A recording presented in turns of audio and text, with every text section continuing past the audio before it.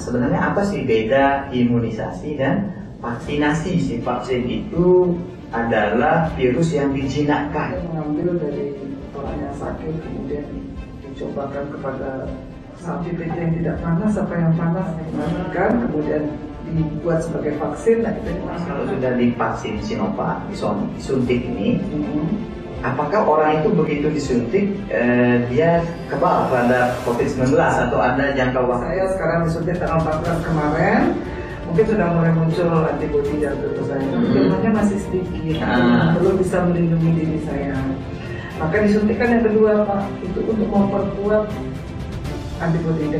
Di kita untuk COVID sekarang, Pak, kematian kita di COVID itu 4,53%, 2 kali lipat dari angka. Katanya kita mau membuat masyarakat kebal, kita mau menurunkan angka kematian. Tetapi kenapa usia-usia rentan ini justru nggak divaksin duluan gitu? Memberi vaksin tidak hanya Sinovac, tapi juga ada merek-merek lain. Di antara merek lain itu boleh untuk orang tua. Orang kalau udah kena COVID, lalu dia sembuh, orang ini kebal terhadap virus. Semakin sering divaksin, kita semakin kebal atau bahaya? Orang-orang yang tidak mau divaksin, kalau dia tidak daftar berarti dia tidak divaksin atau akan dicari dia supaya mau divaksin. Pada saatnya kita cari. Apakah vaksin ini hanya dengan cara suntik? Ada nggak cara lain? Kalau vaksin COVID masih cara jadi suntik itu kok miring, berarti tidak masuk. Dia bilang itu yang benar itu harus lurus supaya masuk ke otot. Yang VIP vaksinnya ini, gitu ya. Kalau yang pakai BPJS agak rendah vaksinnya. Selain di sini bunda, yang penting masuk ke otot. Selain di lengan. Kenapa di lengan? Karena apa sih beda imunisasi dan vaksinasi gitu ya? Kalau imunisasi, vaksinasi berarti kata kerja ya Pak ya. Kata kerja kita melakukan sesuatu. Sebetulnya yang dilakukan sama. Vaksinasi maupun imunisasi memasukkan sesuatu ke dalam tubuh untuk membangkitkan kekebalan tubuh. Nah, ilmu tentang kekebalan tubuh itu kan imunologi. Jadi imunisasi dan vaksinasi itu sama, kita berbicara dan mengolah imunitas atau kekebalan tubuh.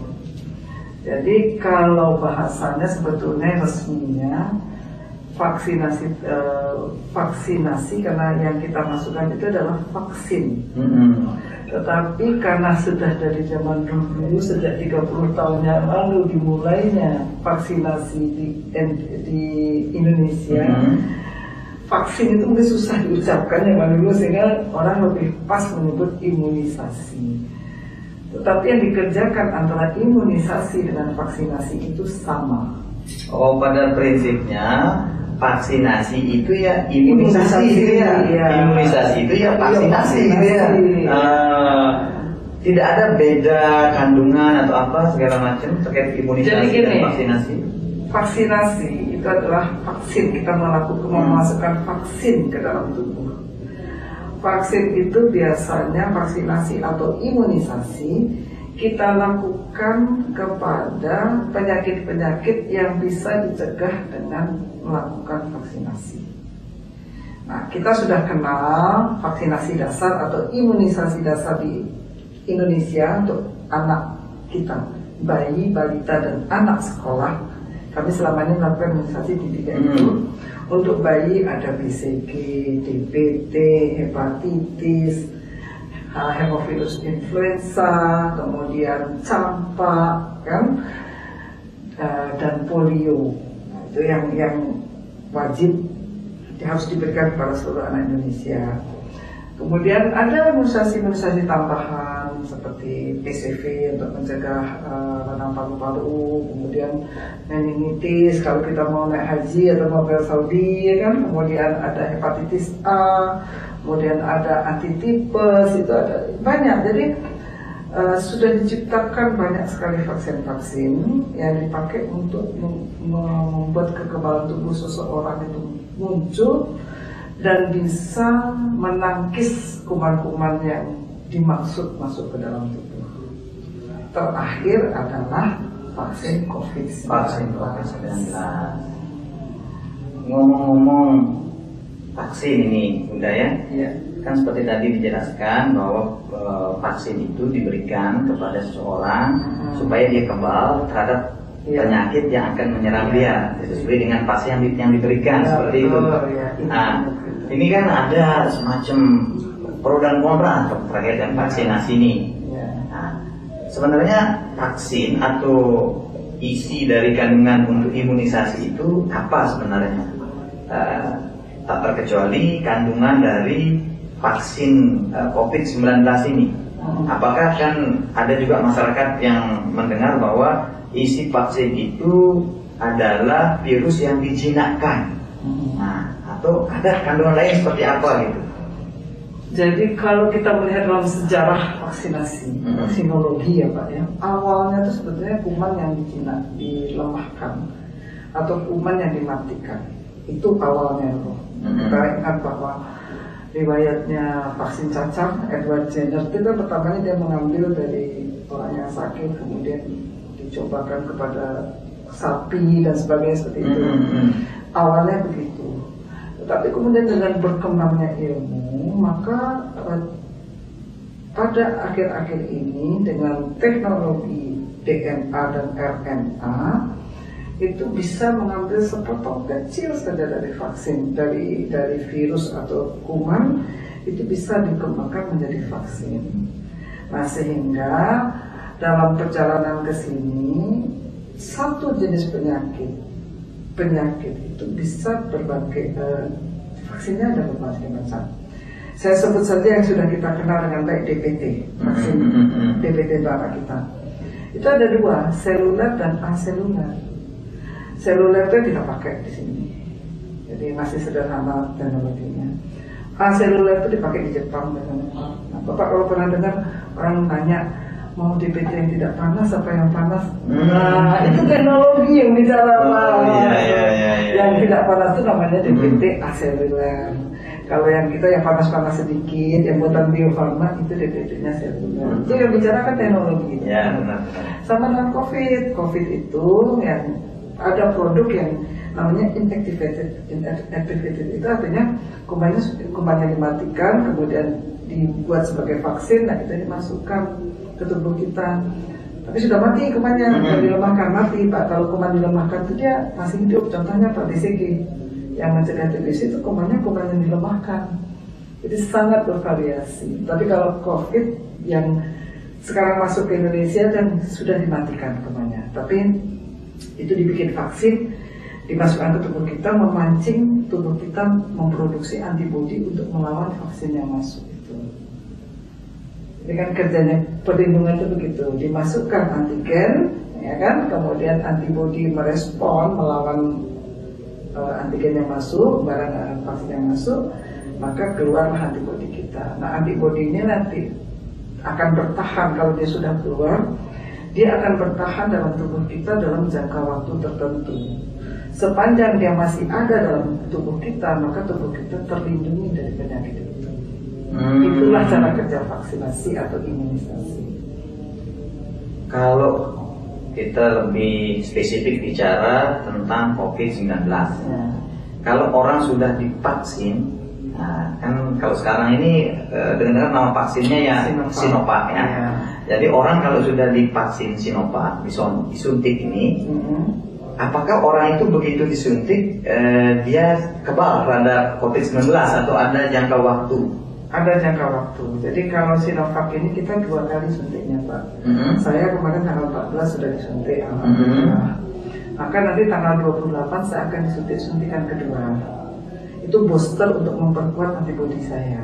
Jadi sama seperti orang yang ta'aruf Pak, sekali ketemu mungkin belum puas, ketemu 2 kali baru mantap. Jadi kita ta'arufan dulu sama virusnya ya.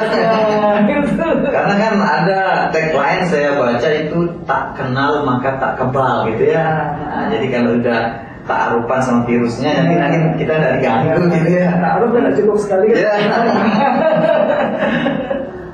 Begitu disuntikan dengan Sinovac ini, orang yang sudah disuntik itu tidak serta-merta jadi kebal ya? Tidak serta-merta. Jadi sudah mulai muncul seperti saya sekarang disuntik tanggal 14 kemarin, mungkin sudah mulai muncul antibodi dalam tubuh saya, tapi jumlahnya masih sedikit, belum bisa melindungi diri saya.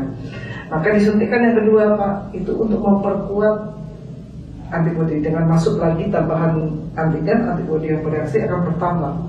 Dengan dia bertambah, maka jumlah antibodi yang beredar dalam tubuh saya menjadi lebih banyak, dan itulah yang melindungi diri saya. Setelah suntikan yang kedua, ya, ada jeda waktu enggak atau langsung banyak, artinya antigen yang ada di dalam tubuh kita setelah suntikan yang kedua? Antibodi, dia jelas lebih banyak dibanding dengan suntikan pertama, tapi dia juga butuh waktu sekitar 14 hari lagi untuk naik lagi Pak. Kenapa 14 hari kalau pada COVID? Karena masa ini kan 14 hari COVID.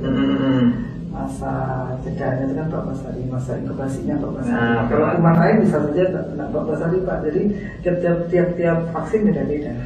Semakin lama antibodi atau vaksin ini dalam tubuh kita, apa kita semakin kuat atau malah sebaliknya? Semakin lama semakin. Jadi masa perlindungan itu beda Pak. Jadi contoh anak kita, saya selalu bicara imunisasi supaya lebih mudah dimengerti dan masyarakat. Benar. Kita kenal anak kita dikasih DPT, ya, difteri, DPT 1, DPT 2, DPT 3 jarak sebulan. Itu tujuannya sama, untuk memperkuat memperkuat tubuh antibodinya. Kemudian zaman dulu setelah umur 5 bulan diulangnya nanti pas kelas 1 SD DPT.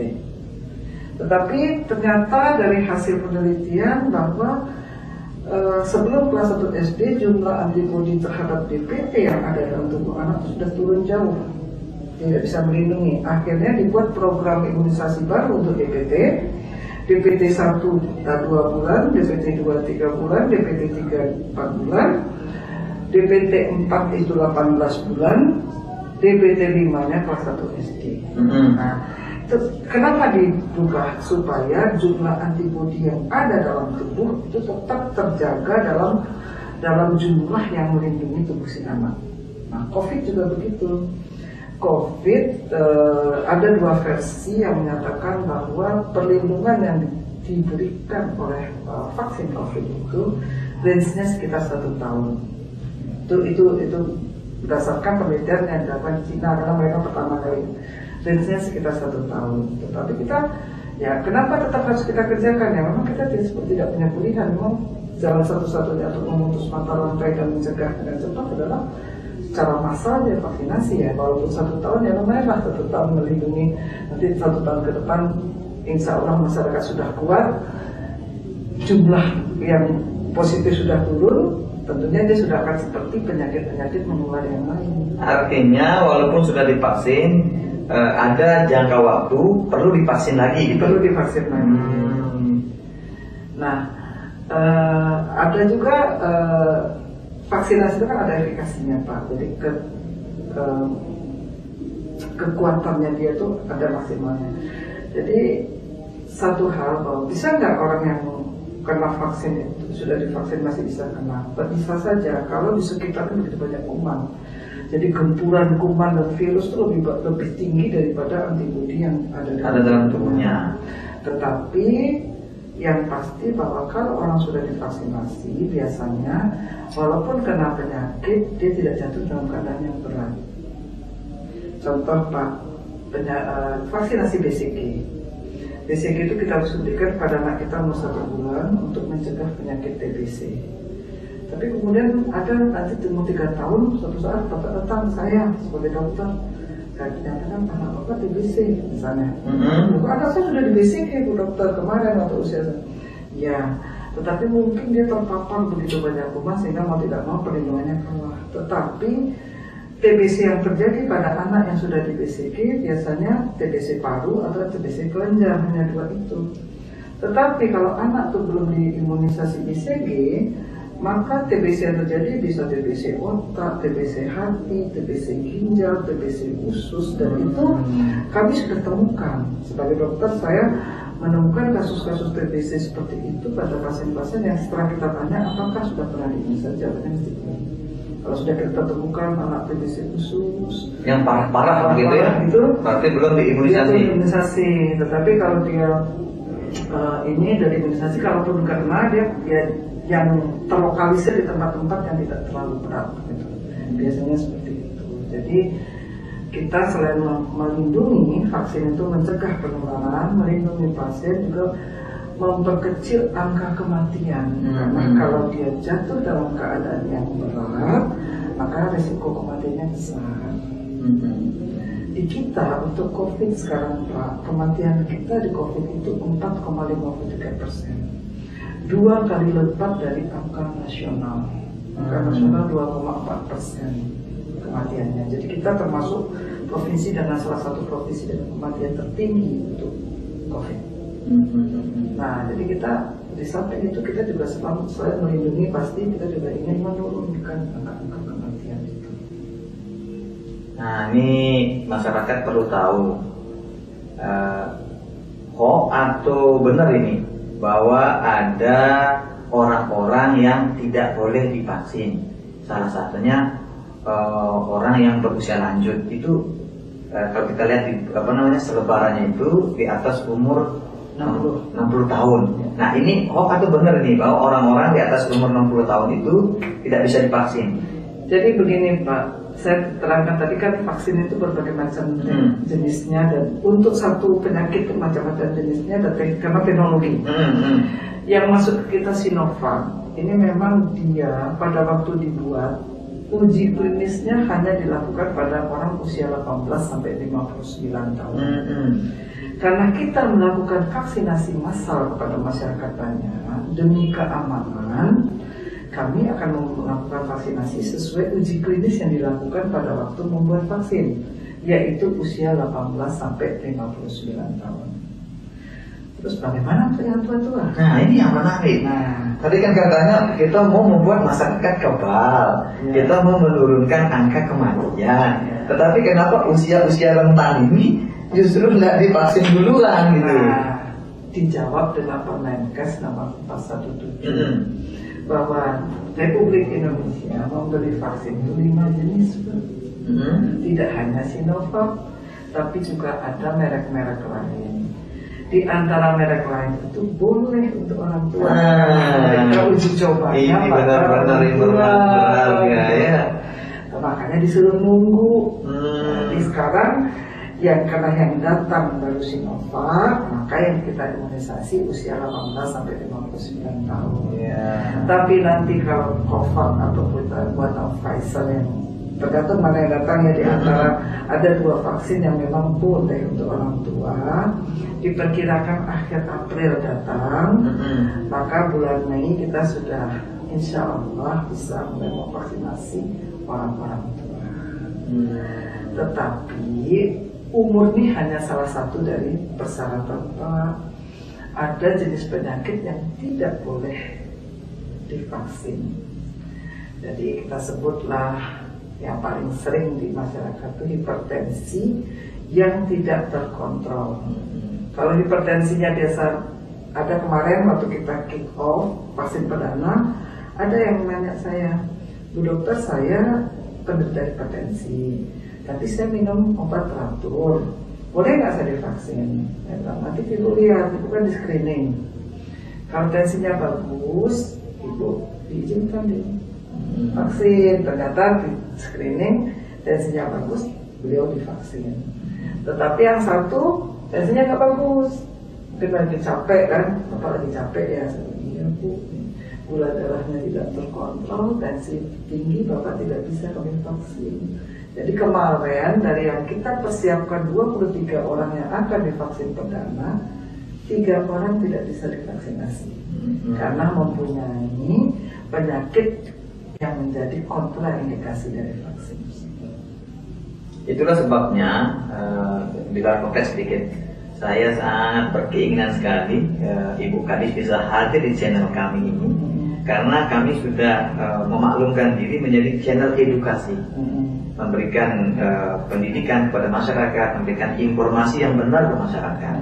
Karena dengan teknologi informasi sekarang ini memang masyarakat gampang menerima informasi, tetapi gampang juga menerima informasi yang tidak benar. Nah, sama kayak tadi kita berbicara tentang Sinovac, kan banyak hoax yang menyebar, kenapa pemerintah beli vaksin di Cina aja tidak makin. Ternyata dengan tadi Ibu jelaskan, ini salah satu jenis vaksin yang dibeli, yang untuk vaksin ini di bawah umur 60 tahun. Pertanyaan berikutnya nih, udah sebelum lanjut. Katanya kan tadi, kalau orang sudah kena COVID lalu bisa sembuh, katanya dia itu kebal, benar nggak ya? Ya paling tidak dia sudah punya antibodi yang aktif, Pak. Karena masuk kuman ke tubuhnya, muncullah antibodi sebagai perlawanan dari kumannya. Maka selama antibodi itu ada, paling tidak untuk jenis kuman itu dia tidak akan kena. Tetapi untuk kuman yang lain dia bisa kena. Makanya kita bicara COVID ini. Ya. Jadi orang kalau udah kena COVID, lalu dia sembuh, orang ini kebal terhadap virus COVID. COVID strain itu, Pak. Strain itu. COVID jenis yang sama yang menyerang dia pertama kali itu. Berarti orang tetap harus divaksin dong. Kalau sekarang kita tidak vaksin dia, karena antibodinya kan masih tinggi. Kita minta dia menjaga. Karena kita kan Bapak mungkin sudah dengar ada mutasi.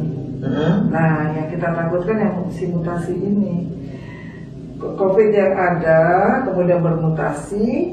Nah, ini yang kita kan, ini kan namanya penyakit baru COVID. Yang mutasinya ini yang kalau menyerang orang yang itu, kan dia sudah berubah, Pak. Tadinya dari Ani menjadi Anita kan gitu. Virus COVID ini semakin lama semakin kuat gitu ya? Iya, dia bermutasi.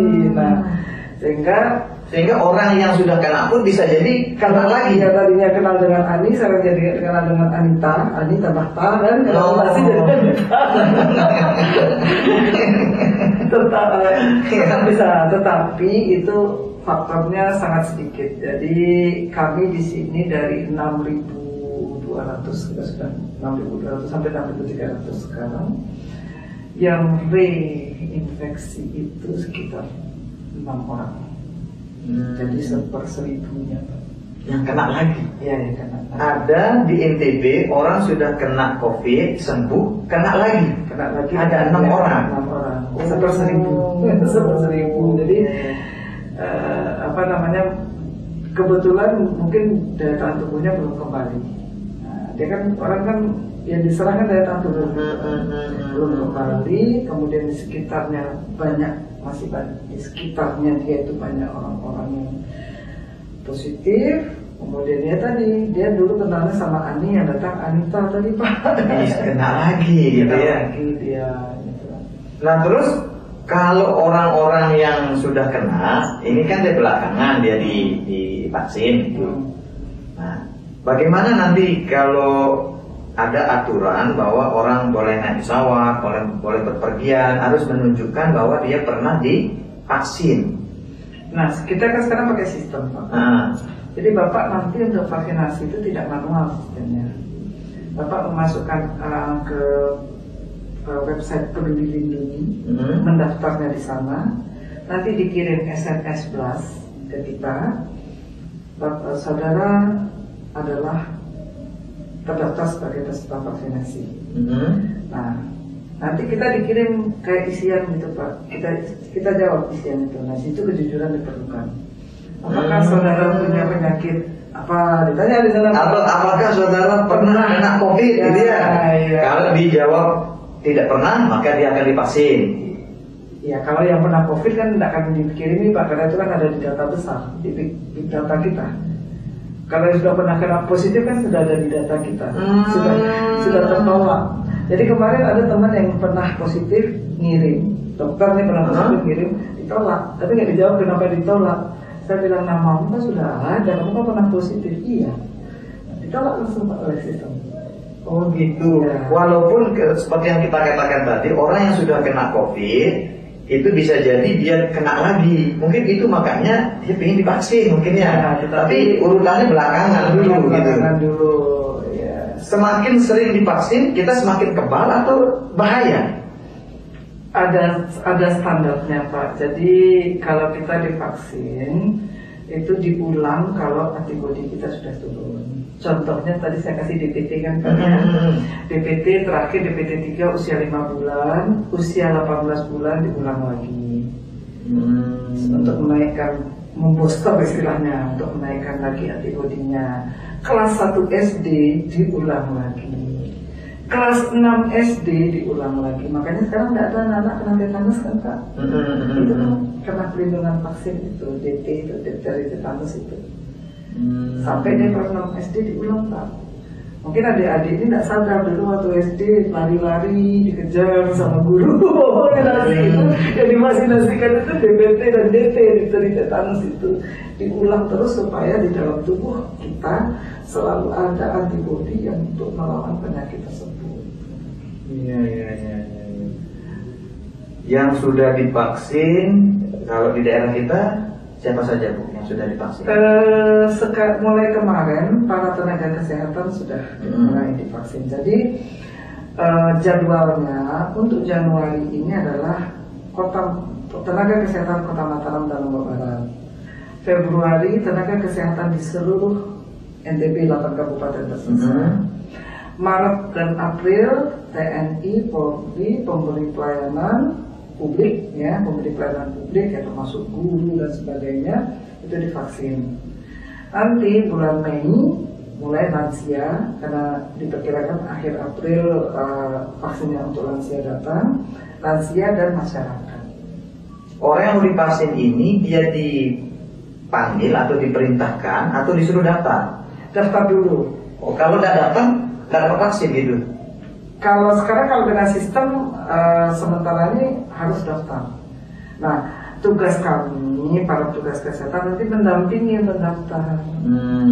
Kan yang manual aja kita masih gagap, apalagi yang sudah digital. Oh gitu. Sistem kan by sistem Pak.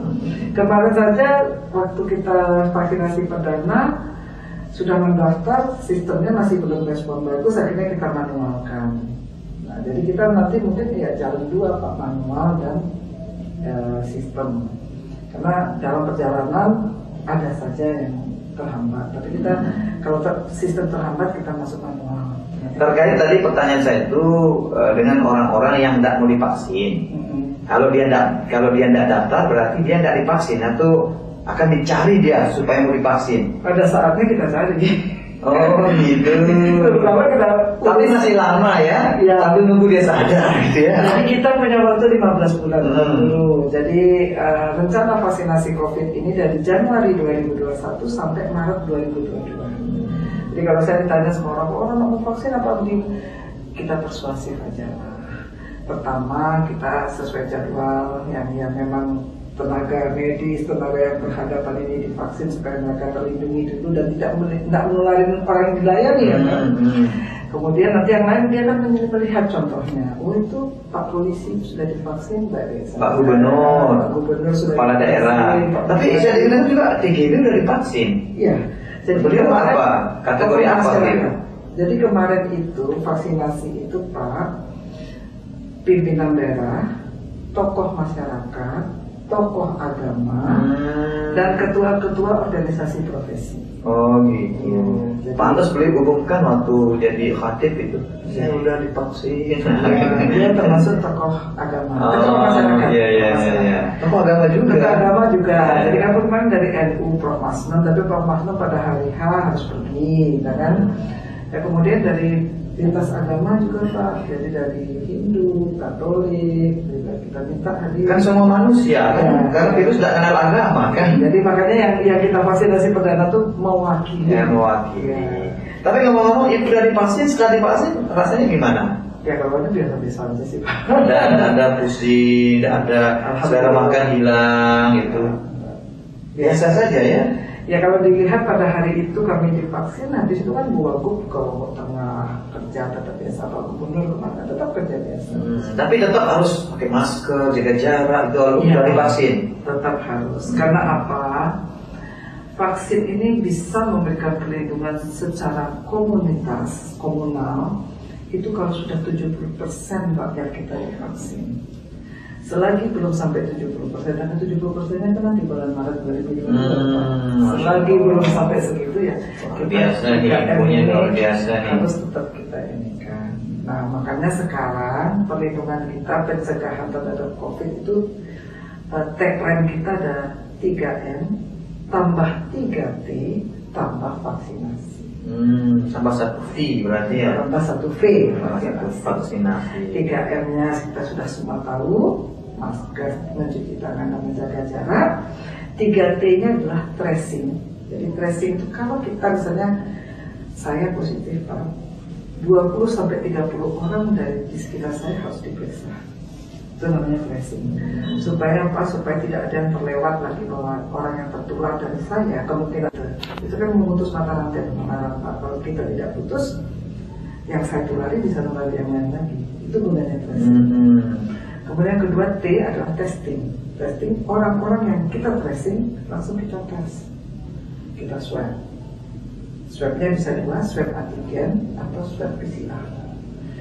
Swab antigen ini kita mulai lakukan sejak akhir tahun dan kami hitung dari orang yang positif swab antigennya, kita swab lagi dengan PCR, 82% akan jadi positif di PCR.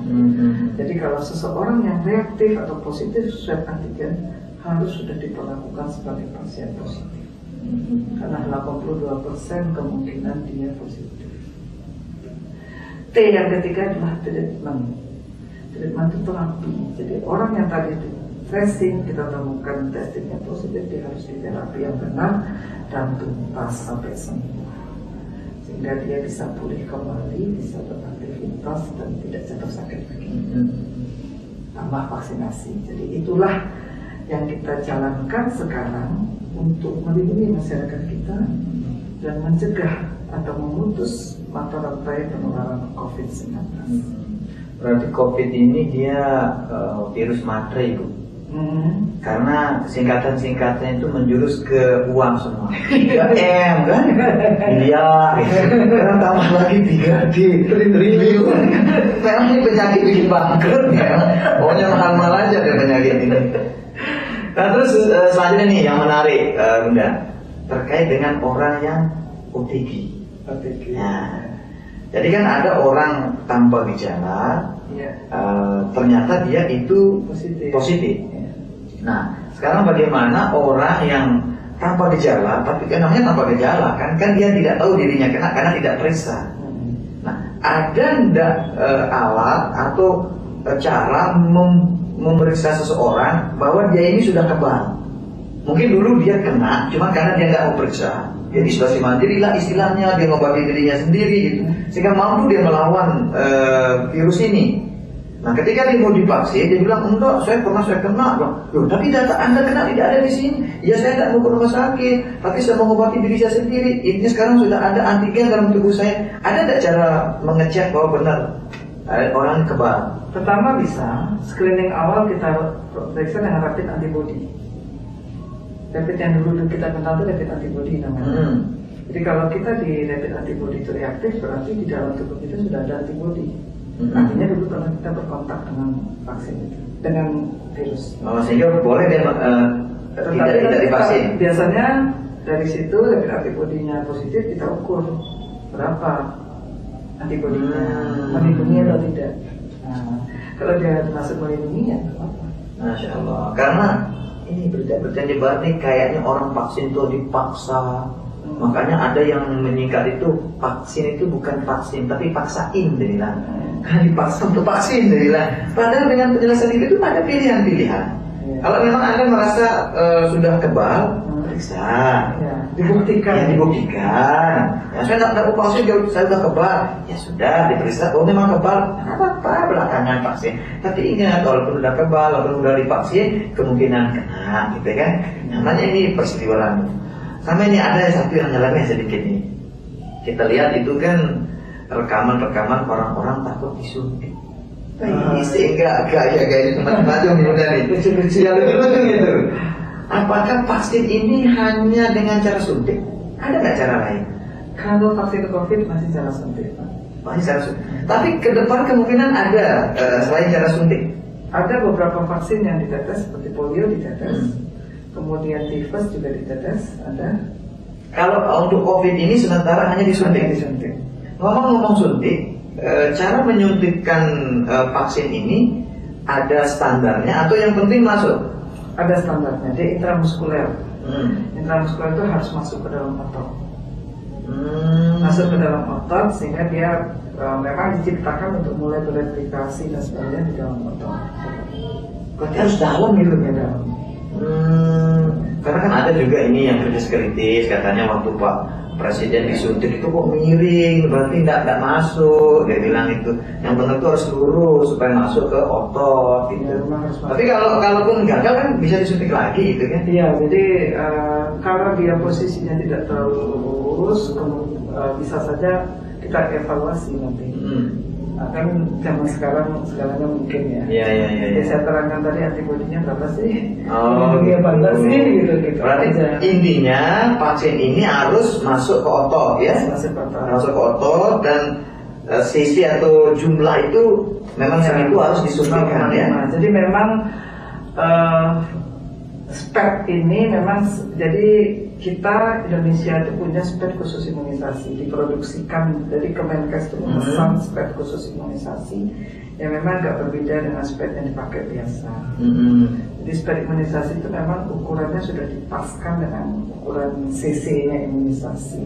Jarumnya diinikan juga dengan jarumnya yang sesuai. Dari presiden sampai siapapun nanti divaksin sama ya. Vaksinnya sama, speknya sama, jarumnya sama karena sudah di-pack gitu. Kemudian ya sama. Jadi banyak yang tanya, nanti untuk kita beda sama. Ya karena ada juga kan DPR RI kita bilang begitu, siapa tahu yang dipakai Pak Jokowi bukan vaksin yang diberikan rakyat, nah kan seperti itu. Jenis ya karena orang tahu bahwa negara memberi lebih dari satu vaksin. Tetapi sebetulnya alasan memberi lebih itu karena memang untuk mengakomodir orang-orang tidak bisa divaksin dengan vaksin yang ini. Bukan karena kalau yang VIP vaksinnya ini, gitu ya. Kalau yang pakai BPJS agak rendah vaksinnya ini. Jadi yang VIP-nya yang 60 tahun ke atas. Bisa nggak selain di sini Bunda? Yang penting masuk ke otot. Selain di lengan. Kenapa di lengan? Karena masa otot paling sedikit itu paling kalau di sini kan tebal, di paha tebal. Jadi takut nanti jarumnya itu nggak tembus sampai otot. Karena di paha dan di pantat kita lemaknya banyak. Oh iya. Apalagi kayak saya lah. Wah besar sekali. Oh itu makanya pilihannya di sini. Dan ya. Sebelah kiri. Kenapa sebelah kiri? Karena sebelah kiri ini aktivitasnya lebih sedikit daripada kanan. Nah itulah makanya Profesor pentingnya informasi yang benar, informasi yang jelas. Dan di jalan tengah ini informasi yang jelas itu kan luar biasa. Nah saya juga akan menjawab ini terkait dengan kenapa Sinovac, kenapa ini. Jadi salah satu yang menjadi dasar memilih vaksin Sinovac ini adalah soal penyimpanan. Jadi kita tahu bahwa vaksin itu mulai dari dibuat, keluar dari pabrik sampai ke pasien itu suhunya tidak boleh berubah. Tiap-tiap vaksin punya suhu ideal penyimpanan agar mereka tidak berubah. Nah, beberapa merek itu disimpan dengan suhu minus 20, minus 25, bahkan ada yang minus 70. Nah, kalau minus 70 ini saya beri contoh ya Pak ya. Di NTB itu hanya ada 2 tempat yang bisa nyimpan barang dengan minus 70. Di Rumah Sakit Bayangkara sama di minus 70. Minus 70. Sinovac ini? Bukan, yang Pfizer. Yang untuk orang tua itu nanti minus 70 itu Pak. Itu hanya bisa disimpan di Rumah Sakit Bayangkara sama di Rumah Sakit Provinsi. Sama mungkin ada beberapa rumah sakit yang akan datang alatnya. Nah sementara kita kan rakyat Indonesia kan 182 juta divaksin. Di NTB aja 3,5 juta. Kita harus mencari vaksin yang bisa disimpan oleh semua sarana kesehatan kita. Maka dicari vaksin yang bisa disimpan dengan suhu 2-8 derajat. Kenapa? Karena lemari es kita yang ada di puskesmas itu range-nya 2-8 derajat. Nah, jadi akhirnya dipilihlah Sinovac ini karena penyimpanannya 2-8 derajat. Artinya dia tetap aman walaupun dia berada di Jakarta sampai di ujung Papua, karena di setiap puskesmas sudah ada lemari es vaksin. Tidak boleh pakai lemari es krim, Pak. Walaupun suhunya bisa. Tidak bisa. Jadi walaupun suhunya bisa, tetapi tidak boleh. Tidak boleh. Jadi ada standar lemari es vaksin yang memang dibuat oleh WHO. Gitu. Makanya harganya berpuluh-puluh kali lipat, Pak. Kalau kita beli lemari es ini, es krim kan paling mahal 4 juta. Iya. Lemari es vaksin 30 juta harganya. Makanya, tapi kita punya, semua puskesmas punya, sudah di-drop oleh pemerintah. Rupanya jelek, Pak, rupanya lemari es itu. Tapi yang standarnya. Ya, bisa menciptakan hawa dingin sesuai standar penyimpanan Sinovac. Harus dipertahankan. Bukan hanya Sinovac, rata-rata vaksin yang kita pakai, termasuk yang untuk imunisasi dasar untuk anak-anak bayi kita, itu standarnya disimpan 2-8. DPT dan lain-lain itu semua 2-8. Tidak boleh ditemani es rumah tangga. Nanti dikira minuman biasa, apalagi di lemari es krim. Lemari es krim kan. Jadi itulah sebabnya. Jadi kenapa ya dipikirkan juga penyimpanannya. Luar biasa. Ibu Kadis bisa hadir di sini itu sudah sesuatu yang berharga bagi kami dan pemirsa tentunya. Terus membawa informasi yang benar-benar mencerahkan semua orang. Karena memang dengan berseliweran informasi hoax ini, banyak orang alasan tidak boleh vaksin karena begini. Tapi insya Allah dengan menonton tayangan ini dan melihat ibu kan sudah divaksin, kan bisa biasa saja. Ada yang mau bertanya? Tidak ada. Oh iya, gimana? Cuman meluruskan saja, benar enggak cerita orang yang divaksin terus 1 minggu kemudian dia meninggal, ada di negara lain? Iya, jadi benar ini. Saya juga nonton itu videonya, tapi kita kan waktu itu tidak dijelaskan. Ya, ada beberapa vaksin yang di Indonesia juga terjadi itu sebetulnya tahun 2017, 2018, karena kita kan belum pernah vaksinasi COVID kan baru sekarang. Tetapi apapun bahwa vaksinasi itu punya resiko kejadian ikutan, sehingga itu namanya kejadian ikutan pasca imunisasi. Sehingga kita membentuk Komda, Komisariat Daerah Kejadian Ikutan pasca imunisasi. Di dalamnya adalah para dokter-dokter spesialis yang ahli di bidangnya yang akan mengevaluasi apakah betul kejadian itu murni dari akibat vaksin atau namanya coincidence, 2 kejadian yang kebetulan bersamaan. Kebetulan dia habis divaksinasi, kebetulan ada kejadian ini, tapi setelah kita dalami, kita pelajari, ternyata dia kebetulan. Tapi ada tak kipi? Ada. Kan tidak ada risiko 0,1% ya Pak ya untuk kipi kejadian itu pasca imunisasi. Karena itu setiap orang yang habis divaksinasi 30 menit disuruh duduk dulu, nggak boleh pulang. Nah kemarin dengan sistem ini Pak, kan kita masuk daftar, terus pakai sistem semuanya. Selesai disuntik, silakan tunggu. Nanti 30 menit kita dapat sertifikat vaksinasi. Nanti coba sebelum 20 menit datang, saya mau minta sertifikat, tidak akan keluar sertifikat itu dari sistem. Karena dalam catatan sistem kita baru 20 menit.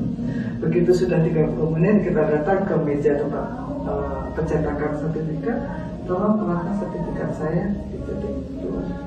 Dan vaksinnya gratis Bu ya? Vaksinnya gratis. Selamanya harus di masa promosi. Artinya yang dihitung sama pemerintah 182 juta itu.